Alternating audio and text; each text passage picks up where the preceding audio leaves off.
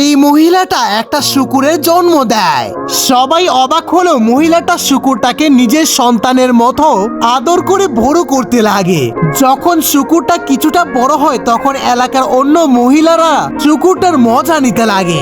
আসলে এই মহিলাটার আগে 9 বার বিয়ে হয়েছিল, কিন্তু সন্তান না হয় মহিলাটাকে তাড়িয়ে দেয়। যেই কারণে মহিলাটা সৃষ্টিকর্তার কাছে একটা অনুরোধ করে। তখনই মহিলাটার পেটে ব্যথা শুরু হয় এবং কিছুক্ষণের ভিতরে এই শুকুরটা জন্ম নেয়। কিন্তু অবাক করা বিষয় হচ্ছে এই শুকুরটা তার মায়ের সমস্ত কাজে সাহায্য করত, এমনকি সে সবসময় তার মায়ের সঙ্গে থাকতো। তখনই গ্রামের অন্য মহিলারা বলতে শুরু করে এই শুকুরটাকে এখন স্কুলে পাঠানো উচিত। মহিলাটা ভয়কে জয় করে শুকুরটাকে স্কুলে পাঠায়, কিন্তু দেখা যায় শুকুরটা তো স্কুলের মধ্যে প্রথম দিনই পুরো বইটাকে মুখস্থ করে ফেলেছে। এটা শোনার পর এলাকার মহিলারা অত্যন্ত অবাক হয়। দ্বিতীয় পর্বে দেখানো হবে শুকুরটা কিভাবে মানুষে পরিণত হলো। তার জন্য তোমরা লাইক ও সাবস্ক্রাইব করো।